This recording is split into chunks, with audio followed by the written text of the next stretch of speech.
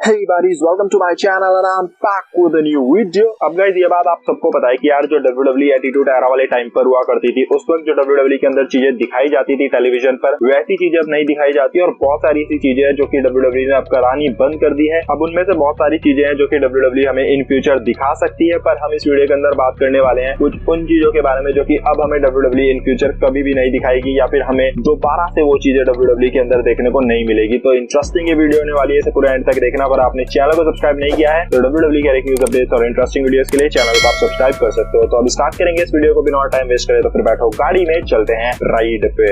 अब यार आप में से हार्डकोर मैचेस का फैंस कौन है? आई नो आप में से अधिकतर लोग या फिर आप कह सकते हो कि सभी लोग हार्डकोर मैचेस के तो फैंस होंगे ही। हार्डकोर यानी कि यार जो तोड़फोड़ WWE पहले हमें एटीट्यूड एरा वाले टाइम पर दिखाया करती थी, मतलब अब भी आप देखते हो कि WWE नो डिस्क्वालिफिकेशन मैचेस दिखाती है या फिर कुछ और WWE दिखाती है, स्ट्रीट फाइट वगैरह। उसमें थोड़े बहुत हमें हार्डकोर वाले स्टफ देखने को मिलते हैं, बट हमें बहुत ज्यादा नहीं देखने को मिलते हैं जैसे कि पहले देखा करते थे हम। पहले तो मतलब आपको बताइए कि भाई एक मैच के अंदर WWE इतने सारे वेपन्स दिखा देती थी और वो भी खतरनाक तरीके से। कोई कहीं गिर रहा है, कोई कुछ मार रहा है, सर पे चेयर लग रही है, मतलब बहुत ज्यादा ब्रूटल हुआ करती थी WWE उस वक्त पर अब जब से PG एरा आया है तब से आप देखते हो कि भाई बहुत कम हमें हार्डकोर चीजें दिखाई जाती है। और मैचेस की अगर हम बात करें हार्डकोर वाले तो बहुत ही लिमिटेड अब हो चुके हैं। चीजें अभी भी देखने को मिलती है, हमें वेपन्स अभी भी देखने को मिलते हैं, बट उनकी लिमिट सेट कर दी है WWE ने कि भाई आपको सर पे चेयर नहीं मारनी है। या फिर कुछ वेपन्स WWE ने अब यूज करने बंद कर दिए हैं, कुछ वेपन्स का WWE ने यूज करने का तरीका चेंज कर दिया है। तो कहीं ना कहीं WWE ने अब जो हार्डकोर वाले मैचेस हमें पहले दिखाई जाती थे, उन मैचेस में हमें अब लिमिटेड चीजें देखने को मिलती है। जो हार्डकोर लेवल वाले मैचेस पहले हमें देखने को मिलते थे,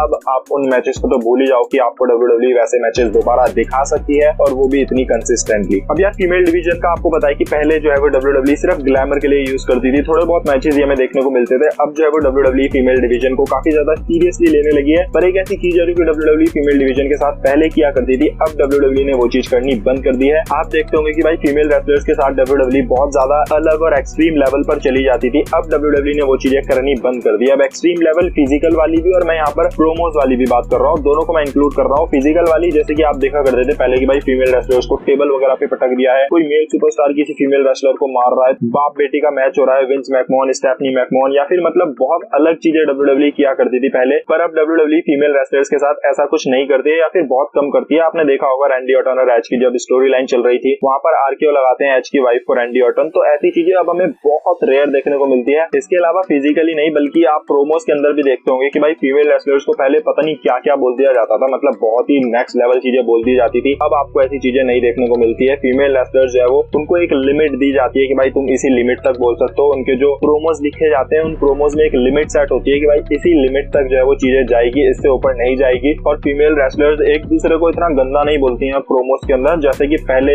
बोला करती थी। अब जो है वो एक लिमिट सेट है उनकी और उसी लिमिट में आपको उनके प्रोमोस देखने को मिलते हैं। तो ये एक ऐसी चीज है जो कि एटीट्यूड एरा वाले टाइम पर या फिर उस टाइम पर बहुत ज्यादा हुआ करती थी। अब WWE ये चीज आपको नहीं दिखाती और ये आगे भी इन फ्यूचर भी आपको कभी देखने को नहीं। अब मुझे पता है कि आप में से बहुत सारे लोग एंट्रेंसेस के फैंस होंगे कि भाई रेसलर की एंट्रेंस कैसी होती है। मैं पर्सनली बहुत ही ज्यादा फैन हूँ मतलब एंट्रेंसेस का, कि भाई किस तरीके से रेसलर्स की एंट्रेंस हो रही है, स्पेशली जब आप रेसलमेनिया की हो या फिर समरस्लैम की हो या फिर कोई बड़े पेपर व्यू की हो, तो मजा आता है एंट्रेंसेस को देखने में। बट एक ऐसी तरीके की एंट्रेंस है जो कि WWE ने बंद कर दी है और वो है हवाई एंट्रेंस। हवाई एंट्रेंस शायद आप समझ नहीं पा रहे हो, मैं थोड़ा सा एक्सप्लेन कर देता हूँ। हवाई एंट्रेंस से मेरा मतलब है कहने का कि भाई रेसलर्स आपने देखा होगा कई बार उड़ते उड़ते आते थे। आपको एक एंट्रेंस याद आएगी शॉन माइकल की, जब आपने देखा होगा कि शॉन माइकल भाई ऊपर से उड़ते हुए आते हैं सीधा रिंग के अंदर, मतलब उड़ते हुए मतलब पंख वाले उड़ने नहीं, मतलब वो सब कुछ बहुत ही ज्यादा प्रोटेक्टेड तरीके से उनको लाया गया था अंदर। और फोटो मैं आपको स्क्रीन पर दिखा दूंगा जिससे आपको आइडिया आ जाएगा और आपको याद आ जाएगा ये एंट्रेंस। तो ये सुपरस्टार को हवा में रखने वाली एंट्रेंसेस आपको पहले देखने को मिलती थी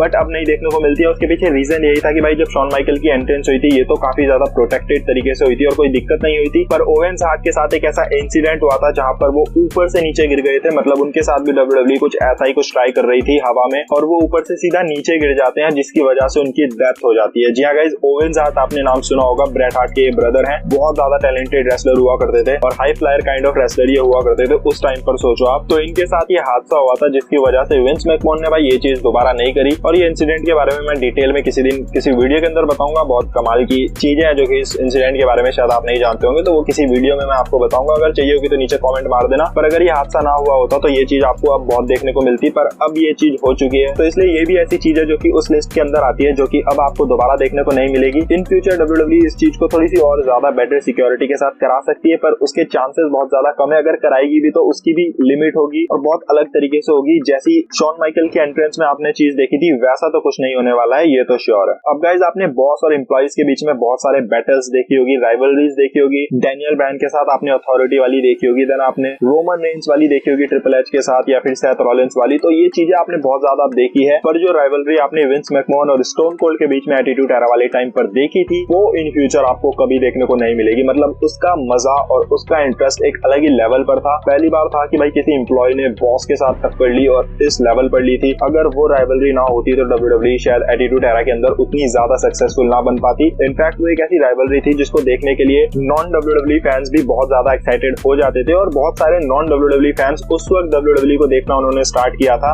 जब ये राइवलरी हुई थी। भाई लोगों ने देखा था कि ये क्या चल रहा है, मतलब बॉस और एम्प्लॉय के बीच में फाइट हो रही है, तो लोगों ने इंटरेस्ट लिया था इस राइवलरी के अंदर, और ये बहुत ज्यादा कमाल की राइवलरी रही थी। एटीट्यूड एरा के अंदर सबसे बड़ा हाईलाइट आप इस राइवलरी को कह सकते हो। हालांकि WWE इसको रिक्रिएट करने की बहुत कोशिश करती है नए बॉस या फिर नए एम्प्लॉयज के साथ, पर वो वाला मजा और वो जो चीज आपको पहले देखने को मिली थी विंस मैकमोहन और स्टोन कोल्ड के बीच में, वो आपको देखने को नहीं मिली है और ना ही इन फ्यूचर आपको कभी देखने को मिलेगी। अब एटीट्यूड एरा के अंदर जो आपको सेक्सुअल कंटेंट देखने को मिलता था भाई वो तो नेक्स्ट ही लेवल हुआ करता था। अब उसके आसपास की चीजें भी नहीं दिखाई जाती है। पहले आपको पता था कि भाई कैसे कैसे चीजें हुआ करती थी, मतलब फीमेल रेसलर्स बिकनी में फाइट कर रही है छोटी सी, और मतलब कुछ देख रहे हो आप फीमेल रेसलर्स एक दूसरे के कपड़े फाड़ रही है। एक ना कॉन्टेस्ट हुआ करता था जो कि मुझे याद आ रहा है कि बहुत सारी फीमेल रेसलर्स आती थी उस वक्त रिंग के अंदर, और एक एक करके ना कुछ अलग अलग चीजें वो करती थी, मतलब कोई कपड़े उतार रही है अपने, कोई कुछ कर रही है, कोई ऐसा मतलब चीजें करती थी, थोड़ी सी सेक्सुअल टाइप ऑफ चीजें WWE उस वक्त दिखाती थी उस कॉन्टेस्ट के अंदर, और फिर जिसको सबसे ज्यादा चीयर मिलती थी ऑडियंस से वो जीत जाती थी, मतलब जो ज्यादा कुछ कर जाती थी। तो उसमें ऐसा होता था कि भाई कोई फीमेल ने अपना मतलब कपड़े ही उतार दिए, कुछ खतरनाक कोई चीज कर दी ऐसी। तो ये कॉन्टेस्ट मुझे याद आता है जो कि पहले WWE कराती थी, ऐसा अब नहीं कराती है। इनफैक्ट आपको याद होगा भाई एज और लीटा वाला लाइव सेक्स, तो ये भी आपको नहीं देखने को मिलता है। अब मानो या ना मानो पर बहुत से ऐसे लोग भी हैं जो कि WWE इसीलिए नहीं देखते हैं बिकॉज अब WWE कुछ ऐसा नहीं दिखाती है। ये बात बिल्कुल फैक्ट है, शायद काफी लोग इस चीज को नहीं मानेंगे, बट ये फैक्ट है कि जब WWE एटीट्यूड एरा वाले टाइम पर या फिर और टाइम पर WWE जब इस तरीके की चीजें करती थी तो बहुत सारे ऐसे लोग होते थे जो कि रेसलिंग में उनका कोई खास इंटरेस्ट नहीं था, पर सिर्फ वो टेलीविजन अपना ऑन इसीलिए करते थे कि भाई कुछ देखने को मिल जाए, या फिर वो शोज पर इसीलिए जाते थे कि भाई सिर्फ कुछ ऊपर देखने को मिल जाए कुछ ऐसा सेक्सुअल कंटेंट। अब आप उनको ठरकी बुड्ढे बुलाओ या फिर कुछ भी बुलाओ, भाई वो होते थे पहले, और उनको बस वेट होता था कि भाई कब ट्रिस स्ट्रेटस या फिर कोई आएगी फीमेल रेसलर और कब कुछ दिखाएगी या कुछ करेगी, तो भाई वो इसी चीज का वेट करते थे और इसीलिए वो WWE देखा करते थे। अब वो फैंस जो है वो WWE से कट हो चुके हैं बिकॉज भाई WWE ने वो चीज करनी बंद कर दी है, या फिर अगर दिखाती है तो वो थोड़ा बहुत दिखा देती है WWE, पर वो थोड़ा बहुत तो उनको वैसे ही बाहर कहीं देखने को मिल जाता है। आजकल इंटरनेट का जमाना है, उस वक्त इतना इंटरनेट वगैरह चीजें नहीं थी, इतनी ज्यादा चीजें नहीं थी, तो इसीलिए उनको WWE के शोज देखने पड़ते थे। तो अब जो ये चीज है अब WWE नहीं कराती है और इन फ्यूचर भी आपको ये देखने को नहीं मिलेगी। तो यही सब था आज की वीडियो के अंदर। अगर आपको ये अच्छी लगी होगी तो वीडियो को लाइक कर देना, चैनल को सब्सक्राइब कर सकते हो WWE के हर एक न्यूज अपडेट्स और इंटरेस्टिंग वीडियोस के लिए। नीचे कमेंट कर सकते हो अपने थॉट्स इस वीडियो के बारे में, और इस वीडियो को हम यहीं पर करते हैं END। मिलेंगे बहुत जल्द एक नई और इंटरेस्टिंग वीडियो के साथ। सो टिल देन गाइस अपना ख्याल रखो, अपने घर वालों का ख्याल रखो, keep fighting for your dreams and of course don't forget to like, share and smash the subscribe button.